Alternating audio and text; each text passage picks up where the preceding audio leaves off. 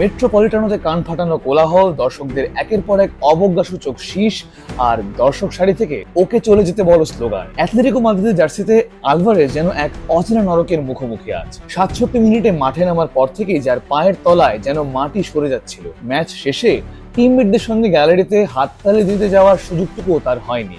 সোজা ড্রেসিং রুমের সুড়ঙ্গে হাঁটার সময় যখন পায়ের কাছে এসে আছড়ে পড়ল দর্শকের ছড়ে ফেলা লাল সাদা স্কার্ফ, তখন শুধু একটা সম্পর্কেরই নয়, চূর্ণ হয়ে গেল একটা আস্ত সাম্রাজ্যের অহংকার। কিন্তু এই চরম ফাটল কি একদিনে তৈরি হয়েছে? না, এর নেপথ্যে রয়েছে দিনের পর দিন দলবদল নিয়ে অশান্তি আর মাস ধরে চলা এক অন্তহীন নাটক। স্প্যানিশ সংবাদ মাধ্যমের খবর অনুযায়ী সিজনের এই প্রথম ম্যাচটি খেলতেই চাননি আর্জেন্টাইন এই ফুটবলার। কোচ দিয়েগো সিমিওনো চেয়েছিলেন তাকে স্কোয়াডের বাইরেই রাখতে, কিন্তু ক্লাবের কঠোর প্রেসিডেন্টের জেদের কারণেই তাকে মাঠে নামাতে হয়েছে, আর তার মাসুল দিতে হয়েছে এমন নির্মম দুর্ধ্বনিতে।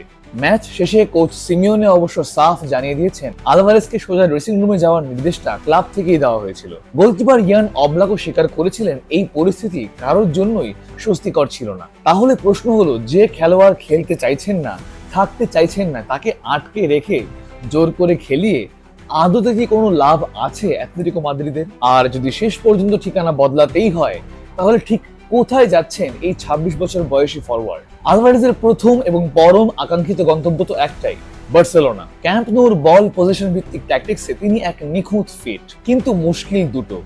এক, বার্সেলোনার চিরকালীন আর্থিক অনটন, আর দুই, অ্যাটলেটিকো মাদ্রিদ তাদের সবথেকে সেরা খেলোয়াড়কে কোনো মতেই ঘরোয়া প্রতিপক্ষের কাছে তুলে দিতে রাজি নন। এদিকে করোনাচ্ছে প্রিমিয়ার লিগ।